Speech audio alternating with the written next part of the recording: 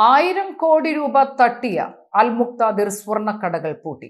5 മാസമായി ബ്രാഞ്ചുകൾ തുറക്കുന്നേയില്ല. അൽ മുക്താദിർ ജ്വല്ലേഴ്സ്. നേരം വെളുത്താൽ നമ്മുടെ കൈകളിലെത്തുന്ന പത്രങ്ങളിലും ചാനലുകളിലും നിറഞ്ഞു നിൽക്കുന്ന പരസ്യങ്ങൾ. കോടികൾ മുടക്കിയ പരസ്യങ്ങളിൽ കോട്ടും സ്യൂട്ടും ഇട്ട തൊപ്പിക്കാരൻ കടയുടമയുടെ ഫുൾ സൈസ് ഫോട്ടോ. പരസ്യങ്ങളിൽ നിറയെ നാട്ടുകാർക്ക് വാരിക്കോരി നൽകുന്ന ആനുകൂല്യങ്ങളുടെ പെരുമഴ. ഓരോ ദിവസവും ഓരോ നഗരങ്ങളിലും പുതിയ പുതിയ ബ്രാഞ്ചുകളുടെ ഉദ്ഘാടന മാമാങ്കങ്ങൾ. ചുരുങ്ങിയ നാളുകൾക്കുള്ളിൽ കേരളത്തിലെ സ്വർണ്ണാഭരണ വിപണിയിൽ മഹാരാജാവായി പ്രഖ്യാപിക്കപ്പെട്ട അൽ മുക്താദിർ സ്വർണ്ണ വ്യാപാര ശൃംഖലയുടെ മുതലാളി ഇപ്പോൾ എവിടെയോ മുങ്ങിത്താണു. കേരളത്തിലെ പല നഗരങ്ങളിലായി 40ഓളം ശാഖകളാണ് ചുരുങ്ങിയ കാലഘട്ടത്തിൽ ഈ സ്വർണ്ണ വ്യാപാരി തുറന്നത്.